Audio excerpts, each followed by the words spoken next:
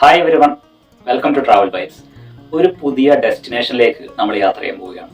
യാത്രകൾ ഇഷ്ടപ്പെടുന്ന മിക്കവാറും എല്ലാ ട്രാവലറുടെയും ബക്കറ്റ് ലിസ്റ്റിൽ ഉണ്ടാകുന്ന ഒരു ഡ്രീം ഡെസ്റ്റിനേഷനിലേക്കാണ് നമ്മൾ ഇനി പോകുന്നത്.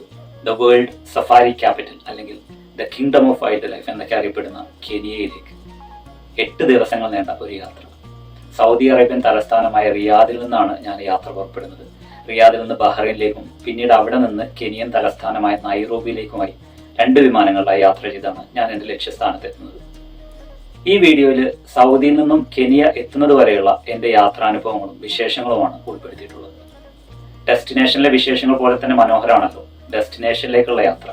പ്രത്യേകിച്ച് ഇതുവരെ പോയിട്ടില്ലാത്ത ആഫ്രിക്ക എന്നൊരു ഭൂഖണ്ഡത്തിലേക്കാണ് നമ്മൾ പോകുന്നത്. അവിടെ പ്രകൃതി നമുക്കായി എന്തെല്ലാം അത്ഭുതങ്ങളാണ് കരുതി വെച്ചിരിക്കുന്നത് എന്നെല്ലാം സങ്കല്പിച്ച് ത്രില്ലടിച്ചുകൊണ്ടുള്ള നിമിഷങ്ങളാണ് യാത്രയിലുടനീളം. അപ്പൊ എങ്ങനെയാ യാത്ര തുടങ്ങല്ലേ? Let's go. സൗദിയിൽ ഈദ് ഹോളിഡേ സ്റ്റാർട്ട് ചെയ്യുന്ന 2025 ജൂൺ 5-ാം തീയതിയാണ് ഞാൻ യാത്ര തുടങ്ങുന്നത്. 6 ദിവസത്തെ ഈദ് ഹോളിഡേ ആണ് പ്രാവശ്യം. ആ ഒഴിവ് ദിവസമാണ് ഞാൻ യാത്ര ചെയ്യാൻ വേണ്ടി തീരുമാനിച്ചത്. സമയം ഉച്ചയ്ക്ക് 12 മണി. റിയാദ് എയർപോർട്ടിലേക്കുള്ള യാത്രയിലാണ്. സമ്മർ സീസണാണ് ഇവിടെ. പുറത്തെല്ലാം നല്ല ചുട്ടുപൊള്ളുന്ന ചൂടാണ്. ഞാൻ എന്തായാലും എയർപോർട്ടിലെത്തി. എയർപോർട്ടിലെ ഫോർമാലിറ്റീസ് എല്ലാം കഴിഞ്ഞ് ബോർഡിംഗ് പാസ് എടുത്ത ശേഷം ഞാൻ നേരെ റിയാദ് എയർപോർട്ടിനകത്തുള്ള ഹയ്യാക്ക് എന്ന ലോഞ്ചിലേക്കാണ് പോയത്. വിമാനയാത്രകൾ ചെയ്യാൻ തുടങ്ങിയിട്ട് വർഷങ്ങൾ ഒരുപാടായെങ്കിലും ലോഞ്ചിൽ എൻ്റെ ആദ്യത്തെ എക്സ്പീരിയൻസ് ആയിരുന്നു ഇത്. വിമാനയാത്രകളുടെ ഇടവേളകളിൽ വിശ്രമിക്കാനും ഭക്ഷണം കഴിക്കാനും ഒക്കെ ആയിട്ടാണ് ലോഞ്ച് സാധാരണയായിട്ട് ഉപയോഗിക്കുന്നത് നമുക്കറിയാം. 1 മണിക്ക് മുൻപാണ് ഞാൻ ലോഞ്ചിൽ പ്രവേശിച്ചത്. അപ്പോൾ ലഞ്ച് ടൈം ആയിട്ടുണ്ടായിരുന്നില്ല, എന്നാൽ ബ്രേക്ക്ഫാസ്റ്റിൻ്റെ സമയം കഴിയുകയും ചെയ്തിട്ടുണ്ടായിരുന്നു. നല്ല വിശപ്പുണ്ടായിരുന്നു, അതുകൊണ്ട് തന്നെ ലഞ്ച് റെഡിയാവാൻ വേണ്ടി കാത്തിരുന്നില്ല. അവിടെ ഉണ്ടായിരുന്ന ബ്രേക്ക്ഫാസ്റ്റും കോഫിയും സ്നാക്കൊക്കെ ആയിട്ട് കഴിച്ചു. ലോഞ്ചിൻ്റെ പ്രത്യേകത നമുക്കറിയാമല്ലോ, അവിടെ നമുക്ക് എന്ത് വേണമെങ്കിലും കഴിക്കാം, എല്ലാം ഫ്രീ ആണ്. അവിടെ വിശ്രമിക്കാം, അവിടെ വൈഫൈ ഉണ്ടാവും, നല്ല വാഷ്റൂമുകൾ ഉണ്ടാവും, എല്ലാ സൗകര്യവും നമുക്ക് അവിടെ ഉണ്ടാവും. ഞാൻ ഭക്ഷണമെല്ലാം കഴിച്ച് വിശപ്പെല്ലാം മാറി കഴിഞ്ഞപ്പോൾ അവിടെ ലഞ്ച് സെർവ് ചെയ്യാനും തുടങ്ങി. എന്ത് ചെയ്യാം, ഇനി ഒരു ഇഞ്ച് സ്ഥലമില്ല വയറിൽ ഭക്ഷണം കഴിക്കാൻ. ഞാനെന്തായാലും ലോഞ്ചിനകത്തുള്ള കാഴ്ചകളൊക്കെ ഇങ്ങനെ കണ്ടു നടന്നു. സാധാരണ ക്രെഡിറ്റ് കാർഡെല്ലാം ഉള്ളവർക്കാണ് ലോഞ്ചിൽ ഫ്രീ ആയിട്ട് എൻട്രി കിട്ടുന്നത്. അതിന് പുറമെ നമ്മൾ പേയ്മെൻറ്റ് ചെയ്ത് കഴിഞ്ഞാലും ലോഞ്ചിൽ പ്രവേശിക്കാൻ പറ്റും. 3 മണിക്കൂർ വരെയാണ് നമുക്ക് ലോഞ്ചിൽ സ്റ്റേ ചെയ്യാൻ പറ്റുക. 3 മണിക്കൂറിൽ കൂടുതൽ നമ്മൾ ലോഞ്ചിൽ സ്റ്റേ ചെയ്യുകയാണെങ്കിൽ അതിന് അഡീഷണൽ പേയ്മെൻറ്റ് ചെയ്യേണ്ടതായിട്ടുണ്ട്.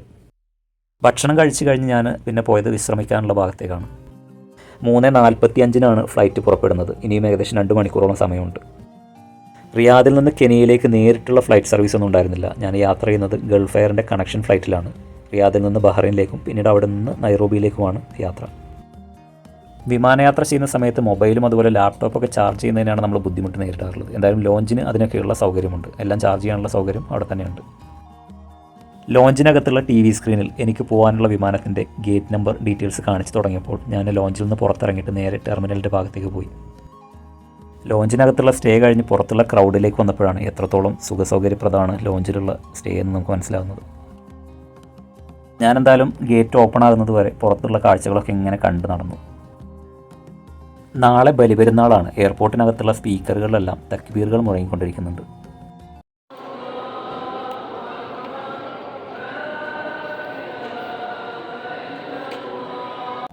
ഞാൻ വിമാനത്തിനകത്ത് പ്രവേശിച്ചു. നല്ല തിരക്കുണ്ടായിരുന്നു, കാരണം പെരുന്നാളിൻ്റെ ലീവൊക്കെ ആയതുകൊണ്ട് എല്ലാവരും നാട്ടിലേക്ക് പോകുന്ന സമയമായിരിക്കുമല്ലോ ഇത്. വിമാനം റിയാദിൽ നിന്ന് പറന്നുയർന്ന് കുറച്ച് കഴിഞ്ഞപ്പോൾ യാത്രക്കാർക്കെല്ലാം സ്നാക്കും വെള്ളവും കിട്ടി. എൻ്റെ പൊന്നു, വായിൽ വെക്കാൻ കൊള്ളില്ല. ഞാൻ എന്തായാലും ഒന്ന് ടേസ്റ്റ് ചെയ്ത് നോക്കിയിട്ട് ബാക്കി അവിടെ തന്നെ വെച്ചു. ലോഞ്ചിൽ കയറി നന്നായിട്ട് ഭക്ഷണം കഴിച്ചുകൊണ്ട് ഭാഗ്യം, ഇല്ലാന്നുണ്ടെങ്കിൽ എന്തായിരുന്നു അവസ്ഥ? അത് ഈ 3-4 മണി സമയത്ത്. ചിക്കൻ സാൻഡ്വിച്ച് എന്നൊക്കെ പറഞ്ഞാണ് അവരിതിനെ വിളിക്കുന്നത്, എന്തോ അറിയില്ല. ഫുഡ് ഇതൊക്കെയാണെങ്കിലും ഇതിനൊക്കെയുള്ള ചാർജ് അവർ ടിക്കറ്റ് ബുക്ക് ചെയ്യുന്ന സമയം നമ്മുടെ കയ്യിൽ നിന്ന് വാങ്ങിക്കുന്നുണ്ട്. ഞാൻ എന്തായാലും അത് അവർക്കാണ് തിരിച്ചു കൊടുത്തു. വിമാനം ഏകദേശം 5 മണിയോടെ ബഹ്റൈനിൽ ലാൻഡ് ചെയ്തു. ഞങ്ങളെല്ലാം പുറത്തിറങ്ങി. ഇനി ഇവിടെ എനിക്ക് ഏകദേശം 9 മണിക്കൂറോളം വെയിറ്റിംഗ് ഉണ്ട്. കെനിയയിലേക്കുള്ള എൻ്റെ ഫ്ലൈറ്റ് വരുന്നത് രാത്രി 1:40-നാണ്. എനിക്കെന്തായാലും തിരക്കൊന്നും ഇല്ലാത്തതുകൊണ്ട് ഞാൻ പതിയെ നടക്കാൻ തുടങ്ങി. ഇനിയിപ്പോൾ ഇവിടുന്ന് സെക്യൂരിറ്റി ചെക്ക് കഴിഞ്ഞ് ഫ്ലൈറ്റ് ട്രാൻസ്ഫറിൻ്റെ ഏരിയയിൽ പോയിട്ട് അവിടെ വെയിറ്റ് ചെയ്യാണ് വരേണ്ടത് അടുത്ത ഫ്ലൈറ്റ് വരുന്നവരെ. എൻ്റെത് ഗൾഫ് എയർ തന്നെയാണ് ബഹ്റൈനിൽ നിന്ന് നൈറോബിയിലേക്കുള്ളതും. ഞാനിപ്പോൾ റിയാദിൽ നിന്ന് ബഹ്റൈനിലെത്തി. ഇനി ബഹ്റൈനിൽ നിന്ന് നൈറോബിയിലേക്ക് പോകുന്നത് ഈ റിയാദ് വഴി തന്നെയാണ്. അതാണ് അതിൻ്റെ രസം. നേരിട്ടുള്ള ഫ്ലൈറ്റ് ഇല്ലാത്തതുകൊണ്ടുള്ള ബുദ്ധിമുട്ടാണ്. കാരണം ഈ സൗദിയുടെ വ്യോമപാത ഉപയോഗിച്ച് തന്നെയാണ് ഗൾഫ് എയർ ട്രാവൽ ചെയ്യുന്നത്. ബഹ്റൈനിൽ നിന്ന് റിയാദ്, ജിദ്ദ, അതുപോലെ എത്യോപ്യ, അങ്ങനെയാണ് കെനിയയിലേക്ക് പോകുന്നത്. അപ്പോൾ ഈ വന്ന വഴി തന്നെയാണ് ഇനിയും പോകേണ്ടത്. കണക്ഷൻ ഫ്ലൈറ്റ് എടുത്ത് യാത്ര ചെയ്യുമ്പോഴുള്ള ബുദ്ധിമുട്ടാണിത്. ഒരു ഭാഗത്ത് ഇറങ്ങി പിന്നെ അടുത്ത ഭാഗത്തേക്ക് എത്തണമെന്നുണ്ടെങ്കിൽ ഒരു 4-5 ഫർലോങ് ദൂരമെങ്കിലും നടക്കണം. കണക്ഷൻ ഫ്ലൈറ്റ് ചെറിയ ലേ ഓവറൊക്കെ ഉള്ളവർക്കാണെങ്കിലാണ് ഇത് ബുദ്ധിമുട്ടാകുക. കാരണം 1 മണിക്കൂറൊക്കെ ഗ്യാപ്പാണുള്ളതെങ്കിൽ ഇതുപോലെ ഇത്രയും ദൂരം നടക്കാനാണെങ്കിൽ സെക്യൂരിറ്റി ചെക്കും കാര്യങ്ങളൊക്കെ കഴിഞ്ഞ് അടുത്ത ഫ്ലൈറ്റിലേക്ക് എത്തുമ്പോഴത്തേന് അവിടെ ഗേറ്റ് ചിലപ്പോൾ ക്ലോസ് ചെയ്തിട്ടുണ്ടാവും. എനിക്ക് അങ്ങനെ ഒരു പ്രാവശ്യം ബുദ്ധിമുട്ടുണ്ടായതാണ്. ഞാൻ അതുപോലെ ഫ്ലൈറ്റ് ഇറങ്ങിയിട്ട് അടുത്ത ഫ്ലൈറ്റിലേക്ക് ഓടിപ്പോയിട്ട് ഫ്ലൈറ്റ് കയറി. പക്ഷേ ഞാനവിടെ കോഴിക്കോട് എത്തിയ സമയത്ത് അങ്ങോട്ട് ലഗേജ് എത്തിയിട്ടുണ്ടായിരുന്നില്ല. അപ്പോൾ അങ്ങനെയൊക്കെയുള്ള ബുദ്ധിമുട്ടുകളും ഉണ്ടാവും. ഞാനെന്തായാലും ഫ്ലൈറ്റ് ട്രാൻസ്ഫറിൻ്റെ ഭാഗത്ത് എത്തി. അവിടെ സെക്യൂരിറ്റി ചെക്ക് കഴിഞ്ഞു. ബെൽറ്റും ഷൂവും എല്ലാം അഴിച്ച് ചെക്ക് ചെയ്ത് കഴിഞ്ഞ് പുറത്തിറങ്ങി ഒരു വിധം. ഞാനങ്ങനെ എയർപോർട്ടിലെ കാഴ്ചകളൊക്കെ കണ്ട് ഇങ്ങനെ നടന്നു. മൊബൈലിൽ എയർപോർട്ട് ഫ്രീ വൈഫൈ കണക്ട് ചെയ്തിട്ടുണ്ടായിരുന്നു. ഇനി എൻ്റെ ലക്ഷ്യം ഇവിടെയുള്ള ലോഞ്ച് കണ്ടുപിടിക്കുക എന്നുള്ളതായിരുന്നു. മൊബൈൽ ആപ്ലിക്കേഷനിൽ ലോഞ്ചിൻ്റെ ഡയറക്ഷനെല്ലാം കൊടുത്തിട്ടുണ്ടായിരുന്നു. എന്തായാലും കൂടുതലൊന്നും തരേണ്ടി വന്നില്ല. ഞാനങ്ങനെ നടന്നുകൊണ്ടിരിക്കുന്ന സമയത്ത് അവിടെ ലോഞ്ചിൻ്റെ ബോർഡ് കണ്ടു, ഫാൽക്കൺ ഗോൾഡ് ലോഞ്ച്. പക്ഷേ ഞാനതെൻ്റെ മൊബൈൽ ആപ്ലിക്കേഷൻ ചെക്ക് ചെയ്ത സമയത്ത് ഈ ലോഞ്ചിൽ എനിക്ക് ആക്സസ് കാണിക്കുന്നില്ല. മറ്റൊരു ലോഞ്ചിൻ്റെ പേരാണ് കാണിക്കുന്നത്, ദ പേൾ എന്ന് പറഞ്ഞിട്ട്. അപ്പോൾ എന്തായാലും ഞാൻ ആ ലോഞ്ച് തപ്പി നടക്കാൻ തുടങ്ങി. കൂടുതൽ തരേണ്ടി വന്നില്ല. കുറച്ചപ്പുറത്ത് തന്നെ പേൾ ലോഞ്ചിൻ്റെ ബോർഡ് ഞാൻ കണ്ടു. പക്ഷേ പ്രശ്നം എന്താണെന്ന് വെച്ച് കഴിഞ്ഞാൽ ഞാൻ ഏകദേശം 8 മണിക്കൂറോളം ഇനിയും എയർപോർട്ടിൽ വെയിറ്റിംഗ് ഉണ്ട്. പക്ഷേ ലോഞ്ചിൽ 3 മണിക്കൂർ മാത്രമാണ് ആക്സസ് ഉള്ളത്. 3 മണിക്കൂറിൽ കൂടുതൽ നിൽക്കുന്ന സമയത്ത് അതിന് നല്ല ചാർജ് അവർ ചെയ്യുന്നതാണ്. അപ്പോൾ ഞാൻ ആദ്യം എന്താ കരുതിയെന്ന് വെച്ചാൽ ഒരു 3 മണിക്കൂറൊക്കെ എയർപോർട്ടിലൂടെ ചുറ്റി നടന്ന് ഡിന്നറിൻ്റെ സമയമാകുമ്പോഴത്തേക്ക് ലോഞ്ച് ആക്സസ് ചെയ്യുക എന്നുള്ളതാണ്. പക്ഷേ എൻ്റെ ആപ്ലിക്കേഷനിൽ അൺലിമിറ്റഡ് ലോഞ്ച് ആക്സസ് എന്ന് കാണിച്ചിട്ടുണ്ട്. അതെന്താണെന്ന് എനിക്കറിയില്ല. കാരണം ഞാൻ മുമ്പ് കൂടുതൽ ലോഞ്ച് ആക്സസ് ചെയ്ത പരിചയം എനിക്കില്ല. അപ്പോൾ എന്തായാലും ഞാൻ നേരിട്ട് ഇപ്പോൾ തന്നെ ലോഞ്ചിൽ കയറാൻ തീരുമാനിച്ചു. ഞാനെന്തായാലും ലോഞ്ചിൻ്റെ റിസപ്ഷനിലെത്തി. അവിടെ എത്തിക്കഴിഞ്ഞാൽ നമ്മൾ ആദ്യം കാണിക്കേണ്ടത് നമ്മുടെ മൊബൈലിലുള്ള ആപ്ലിക്കേഷൻ്റെ ഡീറ്റെയിൽസാണ്. അതിലൊരു QR കോഡ് ഉണ്ടാവും. അത് സ്കാൻ ചെയ്ത് കഴിഞ്ഞാൽ നമ്മുടെ മെമ്പർഷിപ്പിൻ്റെ ഡീറ്റെയിൽസ് അവർക്ക് കിട്ടും. അത് കഴിഞ്ഞ് പിന്നെ കാണിക്കേണ്ടത് നമ്മുടെ ബോർഡിംഗ് പാസ്സാണ്. അതിലുള്ള പേരും അതുപോലെ ടൈമും എല്ലാം മെമ്പർ ചെക്ക് ചെയ്ത് കഴിഞ്ഞ് നമുക്ക് അവർ എൻട്രി പെർമിറ്റ് തരും. ദ പേൾ എന്നാണ് ബഹ്റൈനിലുള്ള ഈ ലോഞ്ചിൻ്റെ പേര്. റിയാദിലുള്ള ഹയാക്ക് ലോഞ്ചിനെ അപേക്ഷിച്ച് ഇത് വളരെ വലുതായിരുന്നു. ലഞ്ച് ഞാൻ റിയാദിൽ നിന്ന് കഴിച്ചത് കൊണ്ട് തന്നെ എനിക്ക് പ്രത്യേകിച്ച് വിശപ്പൊന്നും ഉണ്ടായിരുന്നില്ല. അതുകൊണ്ട് ഞാൻ സോഫ്റ്റ് ഡ്രിങ്ക്സ് മാത്രം എടുത്ത് അവിടെയുള്ള കാഴ്ചകളൊക്കെ ഇങ്ങനെ കണ്ടു നടന്നു. വളരെ വലിയൊരു ഡൈനിങ് തന്നെ ഉണ്ടായിരുന്നു ദ പേൾ ലോഞ്ചിൽ. സോഫ്റ്റ് ഡ്രിങ്ക്സും സ്നാക്സും ഒക്കെ ആയിട്ട് ഒരുപാട് ഭക്ഷണങ്ങൾ ഞാൻ അവിടെ കണ്ടു. അതിന് പുറമെ ഒരു ഭാഗത്ത് പിസ്സ കുക്ക് ചെയ്യുന്നതായിട്ട് കണ്ടു. പിന്നെ മറ്റൊരു ഭാഗത്ത് ആൽക്കഹോളിൻ്റെ ഒരു ബാർ കണ്ടു. കാരണം സൗദിയിൽ ആൽക്കഹോൾ അലൗഡ് അല്ല. പക്ഷേ ബഹ്റൈനിൽ അങ്ങനെ റെസ്ട്രിക്ഷൻ ഇല്ലാത്തതുകൊണ്ട് ബഹ്റൈനിൽ അതെല്ലാം അവൈലബിൾ ആണ്. ഫസ്റ്റ് ഫ്ലോറിലാണ് ലോഞ്ച് ഉണ്ടായിരുന്നത്. അതിന് താഴെയാണ് സാധാരണ യാത്രക്കാർക്ക് വിശ്രമിക്കുന്ന ഗേറ്റുകൾ ഉണ്ടായിരുന്നത്. അതിന് പുറത്തുള്ള വ്യൂ നമുക്ക് കിട്ടും. ടെർമിനലുകളും വിമാനങ്ങളൊക്കെ ആയിട്ടുള്ള ഒരു ഭംഗിയുള്ള വ്യൂ നമുക്കിതിന് മുകളിൽ ഇരുന്ന് കഴിഞ്ഞാൽ കാണാൻ പറ്റും. പുറത്തുള്ള ഭംഗിയുള്ള വ്യൂ ഒക്കെ കണ്ട് ഞാനവിടെ കുറച്ച് സമയം ഇങ്ങനെ ഇരുന്നു. പിന്നെ ഞാൻ ലോഞ്ചിനുള്ളിലുള്ള കാഴ്ചകൾ കാണാൻ വേണ്ടിയിട്ട് നടക്കാൻ തുടങ്ങി. ഒരുപാട് സൗകര്യങ്ങളുണ്ടായിരുന്നു ആ ലോഞ്ചിനകത്ത്. ഭക്ഷണം കഴിക്കാനും വിശ്രമിക്കാനും എന്നതിലുപരി ചെറിയ ഗെയിമുകളും വിനോദങ്ങളും ചെയ്യാനുള്ള സൗകര്യവും നമുക്ക് ആ ലോഞ്ചിനകത്തുണ്ടായിരുന്നു. സമയം വൈകുന്നേരം 7:30 ആയിരുന്നു. ഞാൻ എന്തായാലും അവിടെയുള്ള കാഴ്ചകളൊക്കെ കണ്ട് ഡൈനിങ് ഏരിയയിലേക്ക് നടക്കാൻ തുടങ്ങി. ലോഞ്ചിനകത്ത് വലിയ തിരക്കൊന്നും ഉണ്ടായിരുന്നില്ല. ചിലർ നല്ല ചില്ലായിട്ടിരുന്ന് ബിയറൊക്കെ അടിക്കുന്നത് കണ്ടു. സൗദിയിൽ ആൽക്കഹോൾ അലൗഡ് അല്ലാത്തതുകൊണ്ട് സാധാരണ സൗദിയിലുള്ളവരൊക്കെ ബഹ്റൈനിലേക്കാണ് വീക്കെൻഡിൽ വരാറുള്ളത് ഞാൻ കേട്ടിട്ടുണ്ട്. സൗദിയിലെ ദമ്മാമിൽ നിന്ന് കിങ് ഫഹദ് ബ്രിഡ്ജ് കഴിഞ്ഞാൽ പിന്നെ നേരെ ബഹ്റൈനാണ്. വീക്കെൻഡിലൊക്കെ കിങ് ഫഹദ് ബ്രിഡ്ജ് ഭയങ്കര ട്രാഫിക് ആയിരിക്കും അത്രേ.